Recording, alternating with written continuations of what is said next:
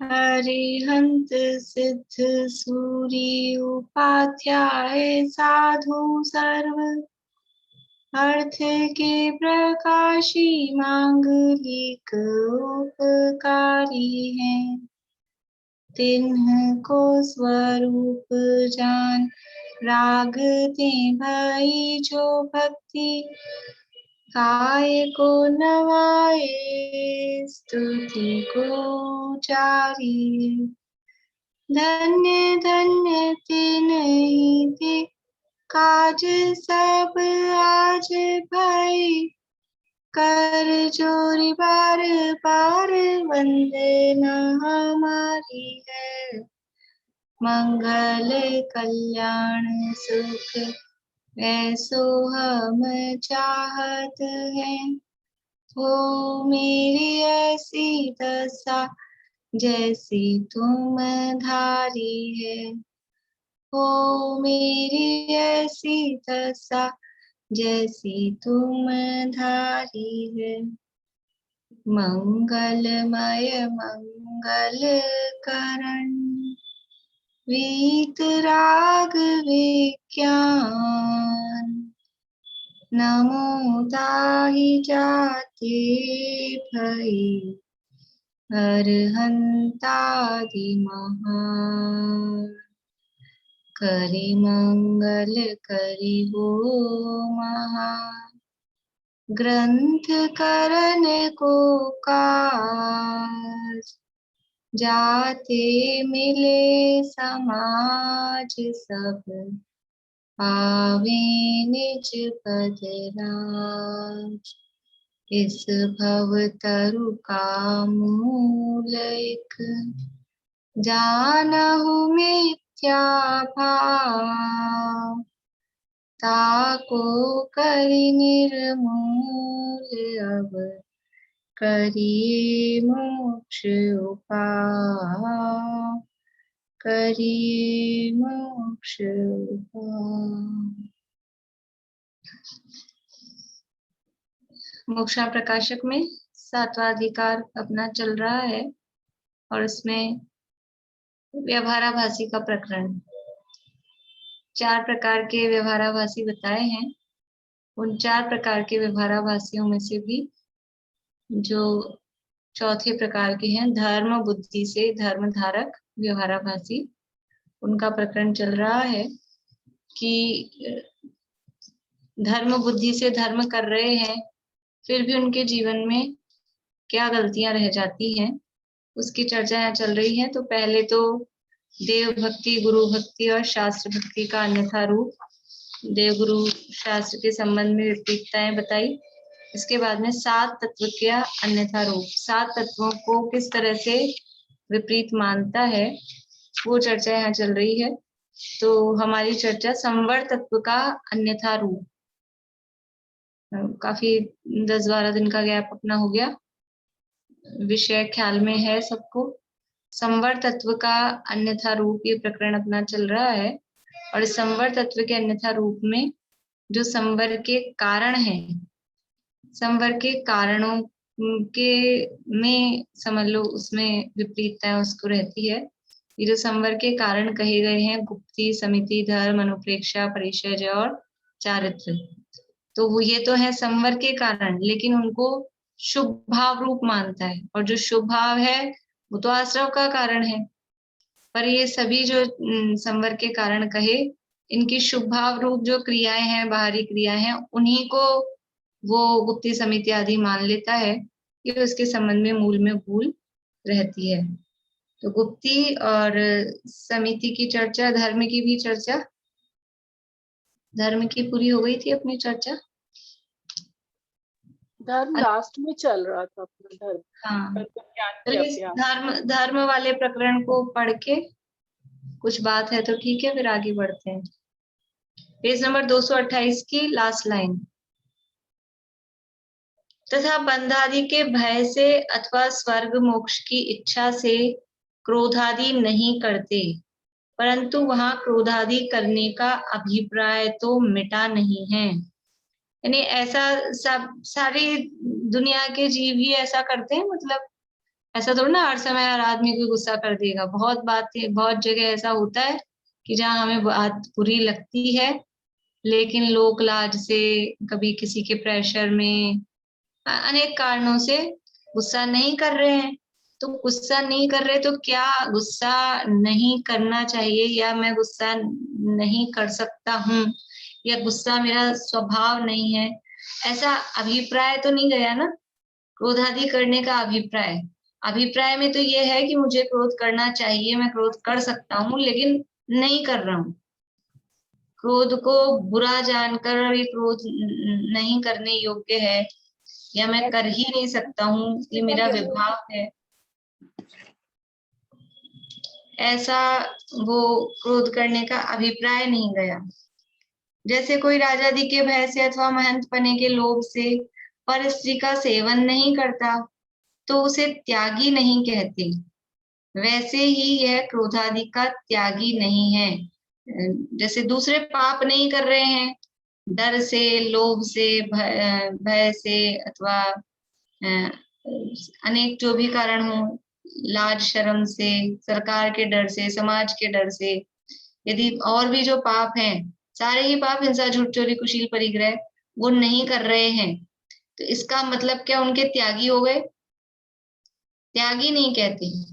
तो कैसे त्यागी होता है? तो ये धर्म वास्तव में कैसे हो रहे हैं, किस प्रकार होते हैं? क्योंकि इन धर्मों में क्या है, चार तो कषाय के अभाव रूप है, क्षमा, मार्दव, आर्जव और शौच, ये चारों तो कषायों के अभाव रूप है। और बाकी में भी कुछ ना कुछ समझ लीजिए, हिंसा आदि का, परिग्रह का अभाव, आकिंचन्य में, त्याग में, ये पापों का अभाव तो त्याग रूप ही है, अभाव रूप है, कषायों के, पापों के अभाव रूप है। तो वो सच्चा त्यागी कैसे होगा, कब होगा? कषायों का सच्चा त्याग अथवा पापों का सच्चा त्याग वो कैसे होगा, कब होगा, कैसे त्यागी होता है? तो कह रहे हैं पदार्थ इष्ट अनिष्ट भाषित होने से क्रोधाधिक होते हैं। ये जो कषाय हुई हैं, ये क्यों हुई है? ये जो शब्द दिया था ना, कषाय करने का अभिप्राय, वो अभिप्राय क्या है कि ये बुरा है, ये भला है, ऐसा ये अंदर अभिप्राय में पड़ा है। इष्ट अनिष्ट की मान्यता, अच्छे बुरे की मान्यता पड़ी हुई है, लेकिन वास्तव में कोई भी पर पदार्थ ना अच्छा होता है ना बुरा होता है, ना इष्ट होता है ना अनिष्ट होता है। वस्तु स्थिति तो ये है, लेकिन पर पदार्थों में इष्ट अनिष्ट की मान्यता वो पड़ी हुई है, और उसी के कारण क्रोधाधिक उत्पन्न होते हैं। क्रोध, मान, माया, लोभ, सभी कषाय भी, पाप भी, वो इसी मान्यता के कारण उत्पन्न होते हैं। तो पदार्थ इष्ट अनिष्ट भाषित होने से क्रोधाधिक होते हैं। और ये इष्ट अनिष्ट भी क्यों भाषित हो रहे हैं?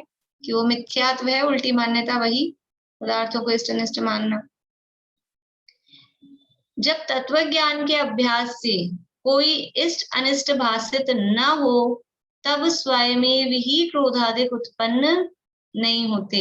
जब तत्व ज्ञान का अभ्यास हो जाता है, तत्व ज्ञान का अभ्यास मतलब वस्तु स्वरूप का निर्णय होता है, वस्तु स्वरूप पता लगता है।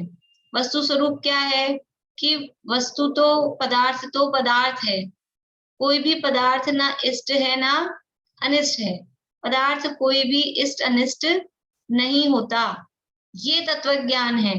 तो तत्व ज्ञान के अभ्यास से जब कोई इष्ट अनिष्ट भाषित न हो, तब स्वयं ही क्रोधाधिक उत्पन्न नहीं होते, अपने आप ही क्रोधाधिक उत्पन्न होते ही नहीं। जब अंदर से ये भाव आता है, जैसे क्षमा धर्म के संबंध में रत्नगण शावकाचार्य में इस तरह की बात लिखी है कि किसी ने गाली दी, किसी ने गधा कहा, तो जिसको तत्व ज्ञान का अभ्यास होता है, सामान्य मनुष्य तो गधा सुन के, गाली सुन के उसको गुस्सा आ जाता है, लेकिन तत्व ज्ञान का अभ्यासी होता है तो वो विचार करता है कि इसने मुझे गधा कह के क्या गलत कहा, मैं पूर्व में अनेक बार गधा बनाऊं पिछले भवों में, इसलिए इसने मुझे गधा कहा, तो भूत नैगम्य से कहा होगा, इसमें उसने क्या बुरा किया, क्या बुरा कहा।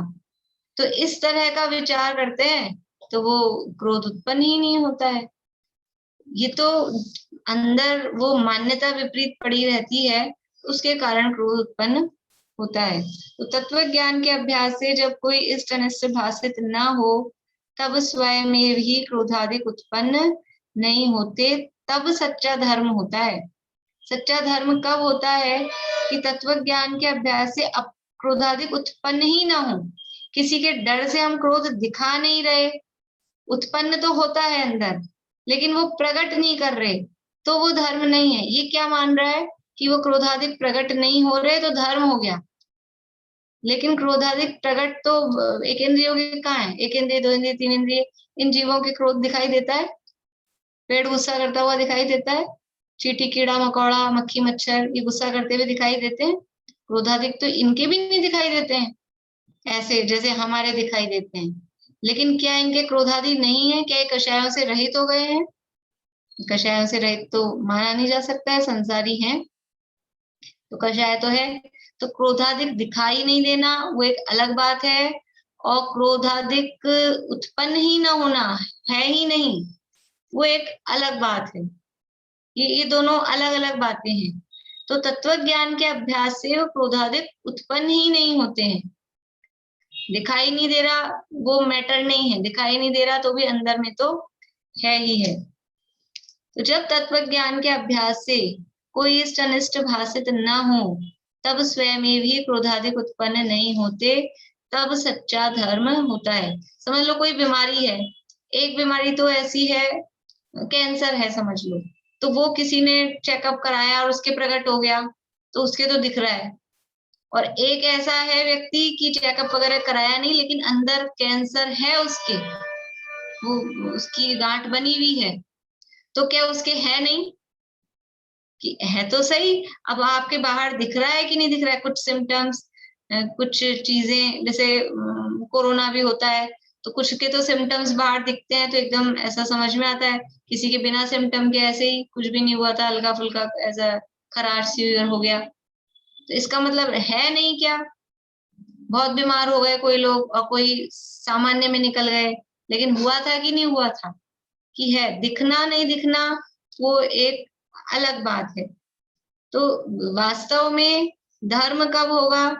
कि जब ये क्रोधादिक उत्पन्न ही ना हो, तब वास्तव में वो सच्चा धर्म होता है।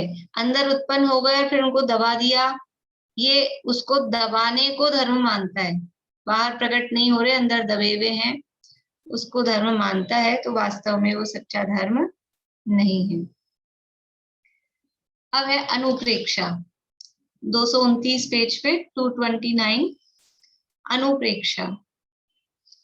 तथा अनित्यादि चिंतवन से शरीरादि को बुरा जान, हितकारी न जानकर उनसे उदास होना, उसका नाम अनुप्रेक्षा कहता है।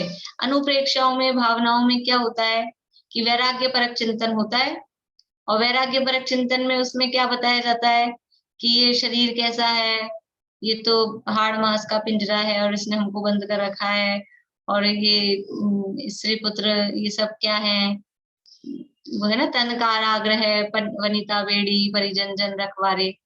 यद्यपि वो वैराग्य भावना में है, लेकिन इसी तरह का विचार कि सब अनित्य है, क्षणभंगुर है, ये हमको छोड़ के चले जाएंगे, ये जो भी हमारे संगी साथी दिखाई देते हैं कोई हमारे साथ नहीं जाएगा, इस तरह के विचार उसमें किया जाता है। तो ऐसा विचार सुनकर कि ऐसा विचार करना है, अनित्यादि चिंतवन से शरीर आदि को, शरीर को भी और स्त्री पुत्र मकान दुकान जायदाद परिवार को भी बुरा जानकर, हितकारी न जानकर, और उनसे उदास हो जाता है। उदास हो जाता है, क्यों उदास हो रहा है? क्योंकि ये मेरा साथ नहीं देंगे, इसलिए उदास हो रहा है। वास्तविक उदासीनता क्या है कि ये मेरा साथ दे नहीं सकते, ये मेरा साथ दे नहीं सकते, एक ये, और ये मेरा साथ नहीं देते, ये मेरा साथ नहीं दे रहे, इन दोनों बातों में फर्क है।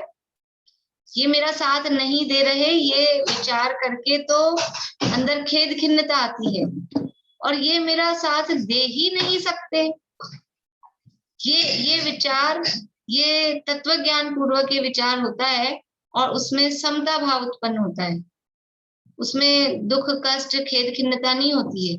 और ये 12 भावनाओं का चिंतन वो समता भाव की उत्पत्ति के लिए है।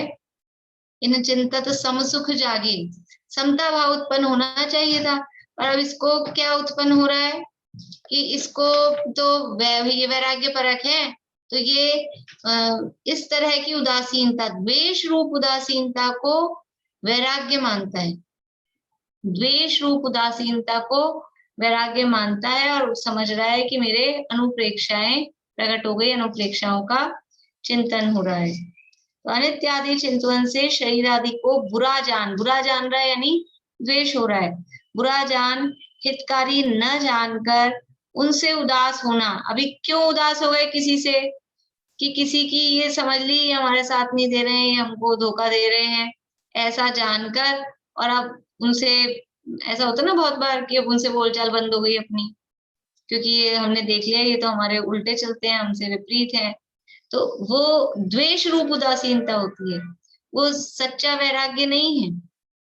सच्चा वैराग्य तो वस्तु स्थिति समझकर कि कोई किसी का साथ दे नहीं सकता, हमारा ही उदय ऐसा है, हमारा उदय जैसा होगा उसके अनुरूप ही परिणमित होंगे, ऐसा समझे तो सच्चा वैराग्य, सच्चा वो चिंतवन 12 भावनाओं का कहलाए। तो उसका नाम अनुप्रेक्षा कहता है। सो यह तो जैसे कोई मित्र था तब उससे राग था, और पश्चात उसके अवगुण देखकर उदासीन हुआ। पहले मित्र था, फिर उसके दोष देखे, कोई अवगुण देखे तो उससे उदासीन हो गया, उससे विरक्त हो गया। उसी प्रकार शरीरादि से राग था, पश्चात अनित्यादि अवगुण जानकर उदासीन हुआ। ये अनित्य अशरण ये जो है ये उसके अवगुण समझ रहा है।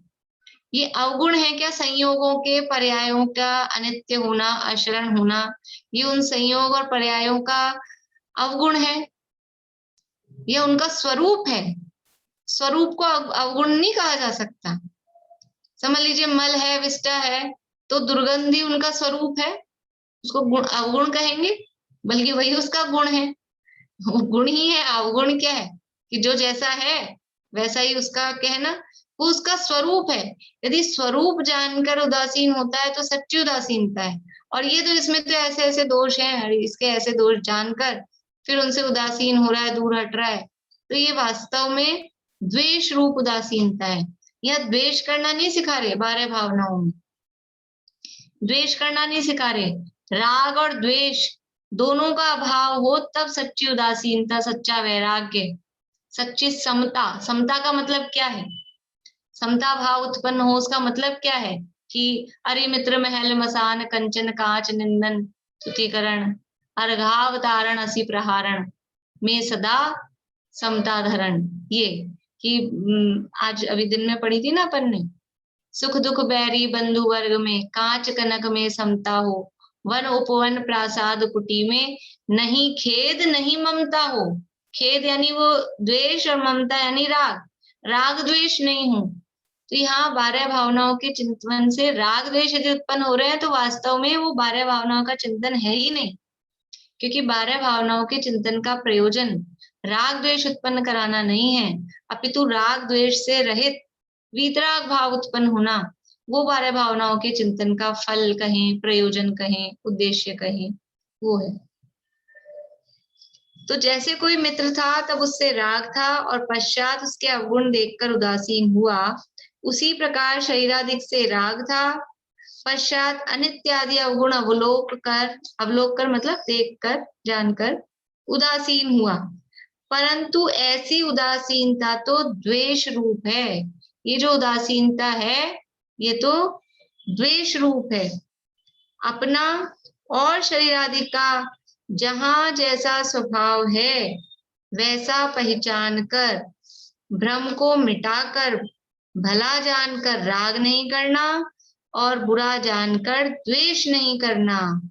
क्या कह रहे हैं, अपना और शरीरादि का जहां जैसा स्वभाव है वैसा पहचान कर। अपना स्वभाव क्या है, अपना स्वभाव जानना देखना, और द्रव्य स्वभाव कहें तो नित्य रूप। प्रीति कुछ पूछना है? अपना स्वभाव तो जानना देखना, नित्य रूप रहना, द्रव्य दृष्टि से देखें, ये अपना स्वभाव है। और शरीर का स्वभाव क्या है, कि ज्ञान दर्शन से रहित है, जानता देखता नहीं है। और क्योंकि पर्याय है, शरीर पर्याय रूप है, शरीर कोई द्रव्य रूप नहीं है, शरीर एक पर्याय, समान जाति द्रव्य पर्याय है ना, तो ये पर्याय है और पर्याय का स्वभाव ही अनित्य होता है, पर्याय का स्वभाव ही नाशवान है। तो ऐसा स्वभाव जाने कि पर्यायों का, जितनी भी पर्याय है दुनिया में, सभी पर्यायों का स्वभाव तो नाशवान पना ही है, और जो भी द्रव्य हैं उन द्रव्यों का स्वरूप वो स्थिर रहना है।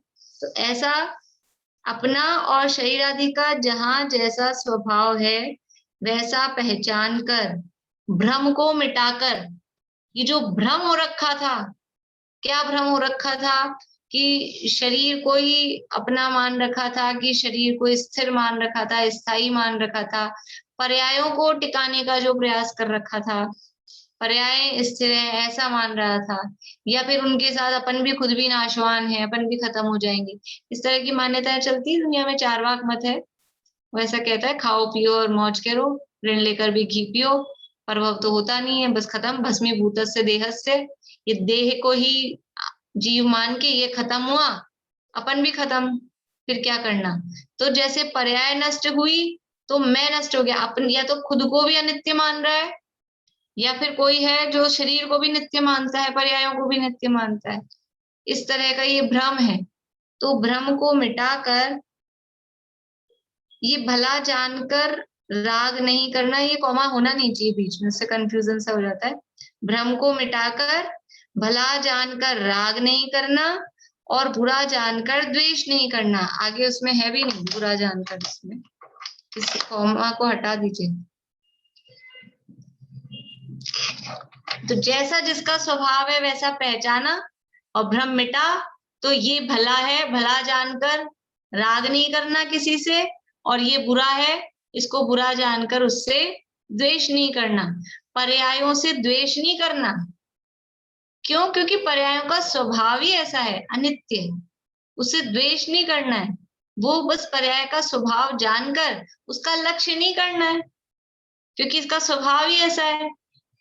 जिसका स्वभाव ऐसा है, अब क्या उससे उम्मीद रखेंगे? तो ये पता ही है जाने वाला है, तो जाने वाला है तो उसका लक्ष्य नहीं करना, उस पर दृष्टि नहीं देना, तब वो वास्तव में सच्ची उदासीनता होती है। भ्रम को मिटाकर भला जानकर राग नहीं करना और बुरा जानकर द्वेष नहीं करना, ऐसी सच्ची उदासीनता के अर्थ यथार्थ अनित्यत्वादि का चिंतन करना ही सच्ची अनुप्रेक्षा है। ऐसी ये सच्ची उदासीनता के अर्थ, यानी ये ऐसी जो सच्ची उदासीनता है उसके लिए वास्तविक जो अनित्यादि भावनाएं हैं उनका चिंतन करना वास्तव में वो सच्ची अनुप्रेक्षा है। यानी इनमें आप देखिए 3 पॉइंट चल रहे हैं। पहले तो वो क्या मान रहा है, फिर वो जो मान रहा है उसमें गलती क्या है, और फिर सही बात क्या है।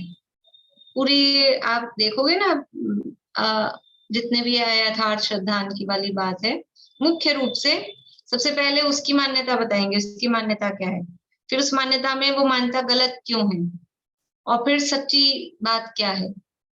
ये उसी क्रम से बराबर चल रहे हैं।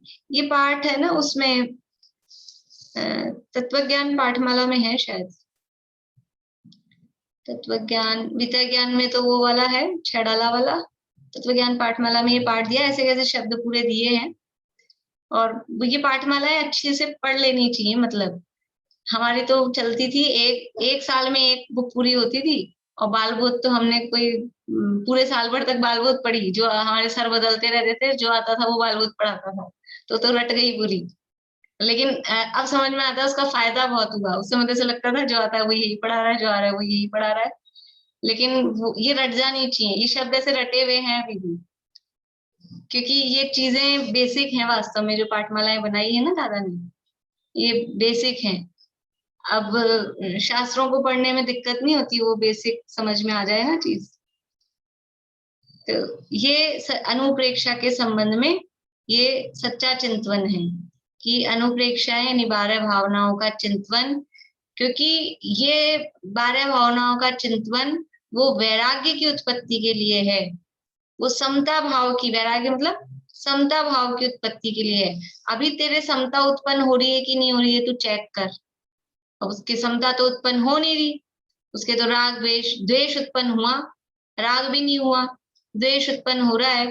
तो वो द्वेष उत्पन्न होना वो वास्तव में सच्ची अनुप्रेक्षा नहीं है। अब है आगे परिचय। अनुप्रेक्षा किसे कहते हैं, और ये तो सब अपने को पता ही है, इसलिए मैंने उसकी परिभाषा वगैरह वो, क्योंकि हमने चल भी रहा है पीछे, उसमें द्रव्य संग्रह में भी चला है। परिचय, परिचय किसे कहते हैं? परिचय बोली बेला भाभी, परिचय किसे कहते हैं?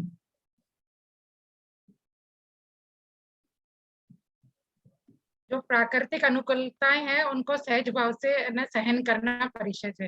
अनुकूलताओं को तो सहन क्या करना है, अनुकूलता तो प्रतिकूलताओं, मतलब जैसे गर्मी में गर्मी और सर्दी, वो शब्द एकदम लगते हुए निकल गया। हाँ, प्रतिकूलता, बढ़िया, उनको सहज भाव से सहन करना, ये वो परिचय जय है। और परिचय किसे कहते हैं? प्राकृतिक प्रतिकूलताओं को परिचय। हाँ, जो नेचुरल जो है, प्राकृतिक जो है, प्राकृतिक प्रतिकूलताओं को परिचय कहते हैं, और उनको समता भाव से सहन करना वो कहलाता है परिचय जय। ठीक है, तो अब इन परिचयों के संबंध में, परिचयों के संबंध में क्या है? परिचय तो ये है कि प्राकृतिक प्रतिकूलताएं परिचय हैं। अब उनको सहन करना, क्यों सहन करना? कि अपने समता भाव की प्रकटता के लिए उनको सहन करना चाहिए। मुनिराज की मुख्यतः से वर्णन है, संवर्ण ऋचा का जो प्रकरण है, गुप्ती का, समिति का, ये सारा वर्णन। तो ये परिचय भी किसके होती हैं? मुख्य रूप से मुनिराजों की। और परिचय कितनी कही है? परिचय कही है 22 परिचय कही गई है तत्वार्थ सूत्र के 9वें अध्याय में। ये सूत्र दिए हैं, 8वां 9वां सूत्र है परिचयों के संबंध में। क्षुधा तृषा शीतोष्ण, शुद्ध पिपासा शीतोष्ण, दंश मशक नागन्य अरति श्रीचर्या निषद्या, शय्या आक्रोश वध याचना लाभ, रोग तृण स्पर्श मल सत्कार पुरस्कार, प्रज्ञा ज्ञान अदर्शन। इस तरह से 22 परिचय कही गई हैं। तो भूख प्यास है, सर्दी गर्मी है, मक्खी मच्छर है, कांटे चुभना, तिनके चुभना, नंगे पैर चल रहे हैं, चट्टानों पे, शिलाओं पे, कंकरीली ऐसी भूमियों पर बैठना होता है, तो वो वहां वो चुभना होता है, और दिन भर बैठे ही रहना होता है। मतलब कल मैंने ये देखा, वैसे भी मैं दिन में लेटती नहीं हूँ, लेकिन ऐसे तो खाए पी रहते हैं ना अपन। तो जैसे कल उपवास था, उपवास के दिन भी लेटना नहीं चाहिए, सोना तो चाहिए ही नहीं, लेकिन लेट लेते हैं थोड़ी बहुत, कमर अगर ऐसा दर्द करने लगे। कल मैं बिल्कुल भी नहीं लेटी दिन भर। तो मुझे ऐसे विचार आया कि मुनिराज भी उपवास आदि भी करते हैं, और वो तो एक दिन, अपने तो एक दिन का ही अभी दिन भी पूरा नहीं हुआ, उसमें ऐसे लगता है कमर फटने लग गई, कमर में दर्द होने लग गया। और इतने इतने दिनों के, महीने महीनों के उपवास करते हैं, और लेटने को कब मिलता है उनको? कब मिलता है और कितनी देर के लिए मिलता है? भूमाई पिछली रयनी में कछु, इतना सा वो शयन होता है उनका। तो मतलब अब ये परिचय है, ये जो मुनि बनेगा, ये नेचुरल, मतलब ये बात उसको पता है ये कि हमें बैठे रहना है। इसीलिए मुनि बनने से पहले यानी 3 बातों की खुद को, और जो आचार्य दीक्षा दे रहे उनको भी परख, कि आप में ये सहन शारीरिक क्षमता कैसी है, परिचय सहने की क्षमता, आपका वैराग्य भाव कैसा है, तत्व ज्ञान हो, फिर वैराग्य हो, और परिचय सहने की क्षमता। ये 3 बातें यही मोक्ष प्रकाशक ने दी हैं। हाँ, अभी आगे आएगा कहीं। तत्व ज्ञान हो, वैराग्य हो, और परिचय सहने की क्षमता हो।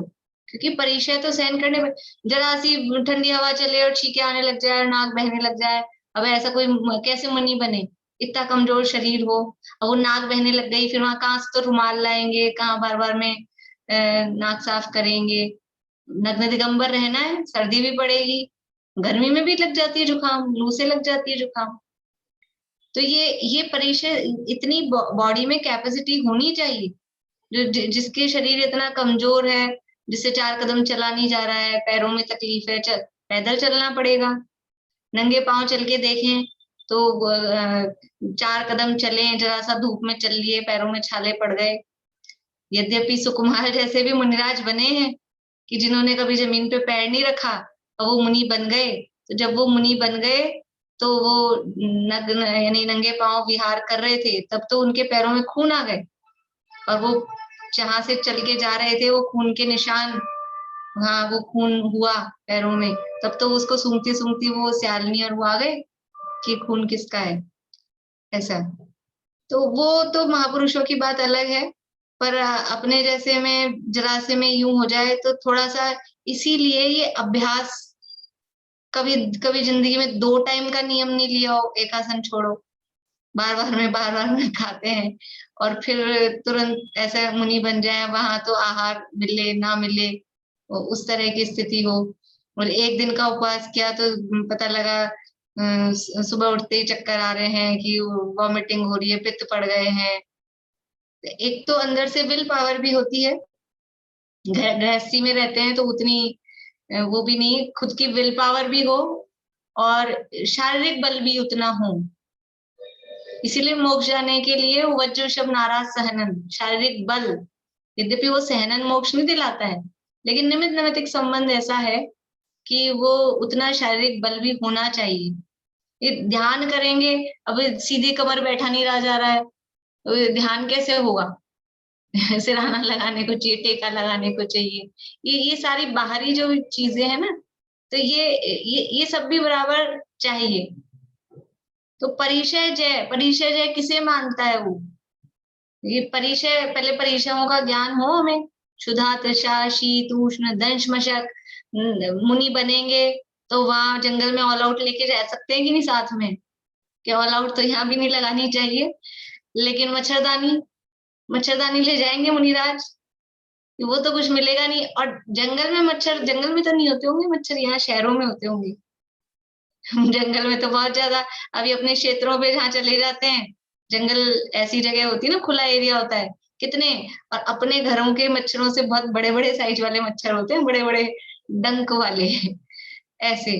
तो मक्खी मच्छर परेशान करेंगे कि नहीं करेंगे? मुनिराज को काटते होंगे कि नहीं काटते होंगे मच्छर? मच्छर काटेंगे, फिर वो सारे टाइम इधर इधर इधर यही करते रहते होंगे कि ये नहीं, ये सब वो उनका ये परिचय सहन करना, कि उनका उपयोग ही उधर जाता नहीं है। जाता है पता, ज्ञान भी होता है, उपयोग नहीं जाता मतलब ज्ञान तो होता है, लेकिन वो आत्मा के ध्यान में मस्ती में इतने मस्त रहते हैं कि वो ये इसको खुजाऊं कि नहीं खुजाऊं। ये जैसे बच्चे होते हैं ना, मोबाइल में खेलने में इतने मस्त रहते हैं, उनको भी मच्छर खा जाए ना, सब परिचय जयी होते हैं। मच्छर वच्छर खा जाए तो कुचलने की, क्योंकि हाथ में तो वो पकड़ा है और दोनों हाथ से खेलना है, तो कुचलेंगे कैसे, खुजाएंगे कैसे? ये सब परिचय जय होते हैं, भूख प्यास सब कुछ नहीं। गर्मी में बैठे हैं तो गर्मी में बैठे हैं, सर्दी में बैठे बिना ओढ़े पहने तो कोई बात नहीं, हाथ में मोबाइल है और ये चल रहा है अपना, ये बीच में छोड़ नहीं सकते उसको, सबको पता है। ऐसी स्थिति है ये। तो ये परिचय कहे गए हैं, और भी सत्कार पुरस्कार आगे इस तरह के परिचय भी हैं, कोई सम्मान कर रहा है नहीं कर रहा है, कोई घर घर जाके आहार लेना पड़ेगा, याचना परिचय जय है कि हमको ऐसे तो है नहीं, आपको अपने घर, अब वहां घर तो है नहीं, अब किसके घर आहार, यूं भिक्षावृत्ति से ये बता रही है कि हम आहार के लिए आए हैं, तो भिक्षावृत्ति कही जाती है। तो ये भी एक समझ लो अपने मान कषाय को जीतने वाली बात है। बहुत स्वाभिमानी हो ना, तो वो ऐसा हम भूखे रह जाएंगे, हम किसी से मांगने नहीं जाए, मांग नहीं रहे, लेकिन वो केवल अपनी शरीर की मुद्रा से बताते हैं कि हम आहार के लिए आए हैं। मांगना नहीं कहते उसको, क्योंकि वो नवदा भक्ति पूर्वक लेते हैं। नवदा भक्ति के बिना ऐसे ही ले लें किसी के भी घर जाके और भिक्षाम देही कहें, तब वो मांगना होता है। लेकिन फिर भी लेना तो पर घर में जाकर, दूसरों के घरों में जाकर आहार लेना पड़ता है।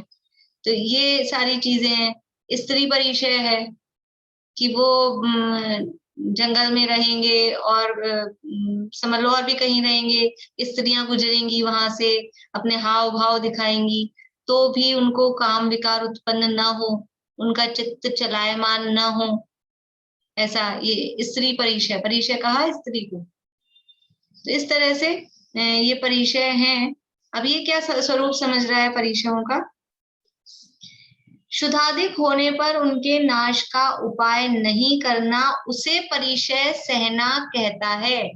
भूख तो लग रही है, लेकिन क्योंकि मैं मुनि हूं और सुबह आहार ले आया था, अब शाम को वापस भूख लग रही है, तो अब मैं मुनि हूं, मुझे दोबारा आहार के लिए नहीं जाना। या फिर मैं मुनि बनाऊं कुछ, तब वो भी तो करना चाहिए मुझे, तब तो 1-2-3 दिन का मुझे उपवास करना है, तो भूख लग रही है, तो भी मैं उसके नाश का उपाय मतलब आहार आदि के लिए नहीं जाऊं। खुजली तो हो रही है, मच्छर खाए हैं तो, लेकिन क्योंकि मैं मुनि हूं और ऐसे कुचरूंगा, खुजाऊंगा, तो मेरा मुनिपना खत्म हो जाएगा। तो खुजली होने पर भी उपयोग को खा रहा है वो, यानी खुजली हो, खुजली का ज्ञान हो, उसका निषेध नहीं है, लेकिन वो खुजली उपयोग को यदि भ्रष्ट करती है, तो आप चाहे खुजाओ चाहे मत खुजाओ, वो उपयोग तो भ्रष्ट हो ही गया है, वो खुजाना ही हो गया है। जैसे वो क्रोध में अंदर से दबा के रखा था ना, उत्पन्न तो हो ही गया था, बाहर दिखाओ चाहे मत दिखाओ, ऐसे ही अंदर वो उपयोग तो अब कंक्रीटली उसमें बैठे हैं, जहां भी बैठे हैं वहां कोई तिनके हैं, बारीक बारीक कंकर हैं, ये सब हैं। अब वो चुभ रहे हैं, तो वो चुभ रहे हैं तो ज्ञान हुआ, लेकिन उपयोग आत्मा में लगा लिया, तो अब बाद में ख्याल। अभी उस दिन सुनीता आंटी कह रहे थे ना, मैंने कहा वो भक्ति चलती है वहां, तो बोले अपन अपना बोलने लग जाते हैं, फिर कोई आवाज ही नहीं आती, और वास्तव में नहीं आती। जब तक अपन पाठ करते रहते थे तब तक उनकी आवाज नहीं आती थी, लेकिन जब हम माला यानी नमोकार मंत्र बोल रहे हैं, चिंतन कर रहे थे, वो समय तो फिर आवाज आती, ख्याल आता है। तो जब उपयोग अंदर में चला गया तो वो पता ही ना लगे, वो सच्चा परिचय जय है। अब वो पता लग गया और दिमाग तो उधर लगा हुआ है, उपयोग अंदर में लग नहीं रहा, इसको वो परिचय जय मान रहा है। मुनिराज परिचय जय करते हैं, परिचय जयी होते हैं, परिचयों को मजबूरी में सहते नहीं है, मजबूरी नहीं है, परिचयों को सहना उनकी मजबूरी नहीं है, ये परिचयों को जीतना, जैसे कहते हैं ना इंद्रिय, ये पंच इंद्रिय विषयों को जीतना, इंद्रिय जय, ये जो मूल गुणों में है ना, 5 इंद्रिय के विषयों पर विजय प्राप्त करना, उसमें भी क्या है, उसमें भी यही है कि वो विषय तो इंद्रियां तो डिमांड करती हैं कि विषय मिले, ऐसा नहीं है। इंद्रियों को जैसे वो है ना, मानो पावक में घी डाला, जैसे अग्नि में जितना आप ईंधन डालते जाओगे वो और डिमांड करेगी भी, हाँ लाए जाओ। तो ऐसे ही इंद्रियों को जितना उनके विषय, उनके पोषण के लिए विषय मिलते जाते हैं, वो और डिमांड करती हैं, वो हमको और उतना ही परेशान करती हैं। और यदि इंद्रियों को विषय नहीं दिए जाएं तो वो शांत हो जाती हैं। जैसे जो लोग 10 दिन के अथवा 1 महीने के ऐसे उपवास कर लेते हैं, वो कैसे हो जाते हैं? तो उनका कभी इंटरव्यू लो तो शुरू शुरू में लगता है, पहला दूसरा तीसरा दिन तब लगता है, भूख भी लगती है, ऐसा फील होता है, लेकिन उसके बाद में फिर वो इंद्रियां चुप हो जाती हैं कि ये देगा नहीं, मिलना नहीं है, तो शांत हो जाओ, देते जाते हैं। हम दिन भर में बार बार में 10 बार खाएंगे, जितनी बार हम खाते हैं उतनी बार ही बार बार में वो इच्छा होती है। सुबह आप सुबह 6 बजे दूध नाश्ता करने लग जाओ, 2-3 दिन तक ऐसा करो, आपको 6 बजे भूख लगने लग जाएगी। और आप 10 बजे करते हो तो आपको 10 बजे भूख लगेगी, उससे पहले नहीं लगेगी। ये ऐसा, ये इस तरह का ये इंद्रियों का सिस्टम ऐसा होता है। और इंद्रियों के संबंध में भी लगा लेना, तो वो जो इंद्रियों, जैसे इंद्रियों को पर विजय प्राप्त करते हैं, वैसे ही परिशहों पर विजय प्राप्त करते हैं। एक दिन नंगे पांव चलेंगे, वो उस दिन वो समझ लो उनको लगेगा पहले दिन, फिर अब रोज ही नंगे पांव चल रहे हैं, वो कंकरीली पथरीली आ रही है, कुछ नहीं लगता है। अब तो उपयोग भी नहीं जाता है, ख्याल भी नहीं आता है, वो जैसे अभ्यास हो जाते हैं ना उसके, ऐसा। लेकिन वो उपयोग यदि खाता है तो वो परिचय जय नहीं है, फिर वो परिचय सहन करना हुआ। मुनिराज परिशय सहन, यद्यपि लिखा तो है सूत्र में परिसोडव्या परिशा, वो परिशय उनको सहन करते हैं, पर वो सहन करना शब्द वो उन पर विजय प्राप्त करने के अर्थ में ही है, ऐसा समझना। तो शुद्धाधिक होने पर उनके नाश का उपाय नहीं करना, उसे परिशय सहना कहता है। सो उपाय तो नहीं किया और अंतरंग में क्षुधादि अनिष्ट सामग्री मिलने पर दुखी हुआ। शुद्धादि अनिष्ट सामग्री, शुद्धादि सामग्री है कि ये सब शुद्धादि लिखा है ना, वो पूरे 22 परिशय है। भूख लगी तो दुखी, गर्मी पड़ गई तो दुखी, सर्दी पड़ गई तो दुखी, कंकड़ पत्थर चुभ रहे हैं तो दुखी, और मक्खी मच्छर काट रहे हैं, बैठे रहना पड़ रहा है, बहुत चलना पड़ता है, विहार करना पड़ता है।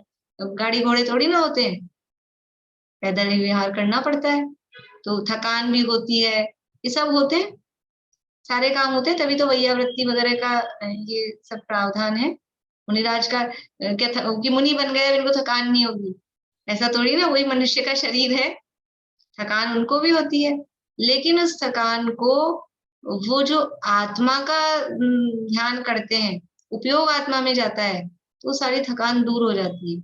ऐसा हम लोग भी फील करते हैं, नहीं किया हो तो करके देखना। एक काम करते करते, किचन में काम करते करते थक गए, थकान हो गई, सोने की जरूरत नहीं है, लेटने की जरूरत नहीं है, आप अपनी रुचि का काम करने लग जाओ, आप अपने जिसमें अपने को इंटरेस्ट है, अब जो भी है विषय का सेवा में इंटरेस्ट होता है, बैठ के जो भी काम करने लगे तो वो सारी थकान चली जाती है, थकान दूर हो जाती है। इतना ही नहीं, विषय बदल दो, एक ही सब्जेक्ट पढ़ते पढ़ते हम दिन में 2 घंटे 2 क्लास क्यों रखते हैं अलग अलग। आज भी मैं आप लोगों से पूछती कि 4 बजे तक चला लूं, तो मुझे नहीं लगता कोई मना करता, 4 बजे तक भी चला ले, लेकिन वो 2 घंटे तक एक ही विषय कंटिन्यू, फिर वो उकताहट होने लगती है, थकान सी होने लगती है, और विषय बदल देते हैं हम, बैठते हैं सब लोग वही बैठते हैं, ज्यादातर जो पहली क्लास में होते हैं दूसरी क्लास में होते ही होते हैं, 95-99% वो होते हैं, तो बैठते तो हैं 2-2 घंटा, लेकिन वो एक ही विषय लगातार चलता रहता है। ये ऐसे ही समझ लो, हमारी नेचर है इस तरह की मनुष्य की। तो जैसे ही विषय बदल जाता है थकान दूर हो जाती है, फिर थकान नहीं लगती, विषय बदल दिया जाए।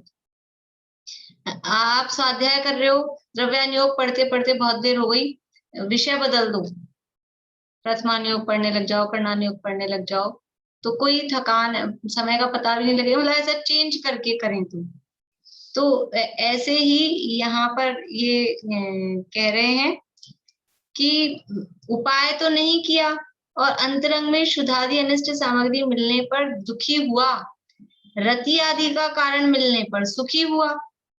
उसको उसने भूख लग रही है, वो जो मुनि बन गए हैं, भूख प्यास लग रही है, मक्खी मच्छर काट रहे हैं, तो उपाय तो कुछ नहीं, बाहर से बिल्कुल बराबर चर्या में ऐसा नहीं दिखेगा, वो प्रॉपर दिख रहे हैं, लेकिन अंदर में दुखी हुआ कि ये जो अनिष्ट सामग्री मिली उसके कारण दुखी हुआ।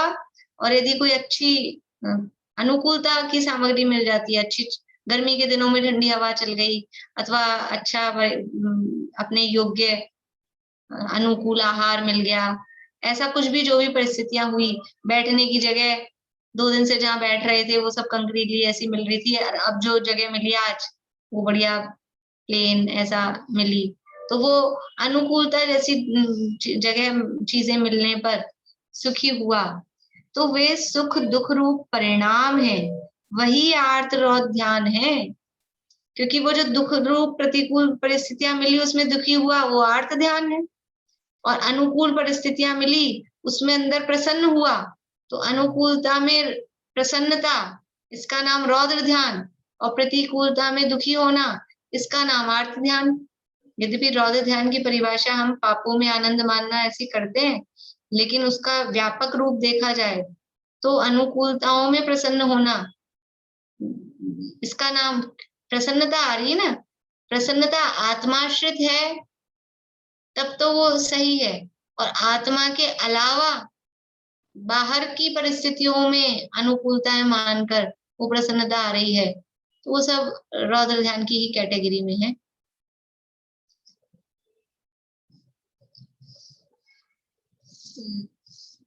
वही आर्त और ध्यान है। ऐसे भावों से संवर कैसे हो, ये 2 लाइन पढ़ देती हूँ, इस पर चर्चा फिर अपन कल करेंगे, बस अभी पूरा करना है इसको।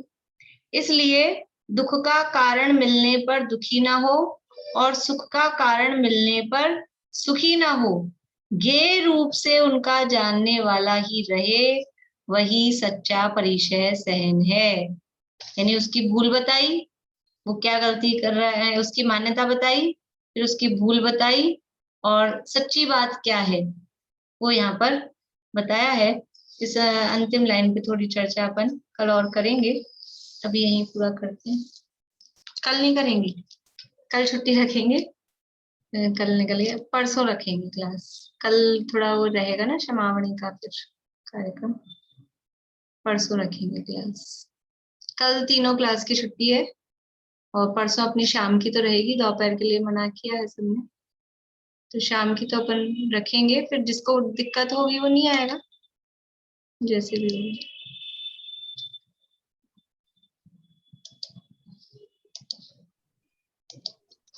जय जिनेन्द्र भाभी। जय चंद भाभी, कुछ कह रहे हैं आप?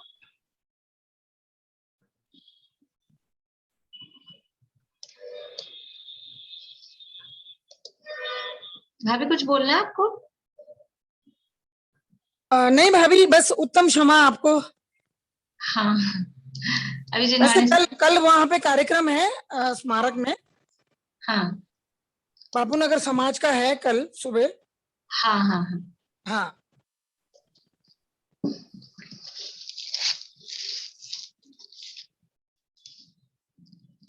मुनि मन हरण श्री मुनि सुव्रत चतुष्पद परित्याग कर निज पद विहारी हो गए, तुम अपद पद परिहार कर। पाया परम पद आपने निज आत्मा पहचान कर, निज आत्मा को जान कर निज आत्मा का ध्यान कर।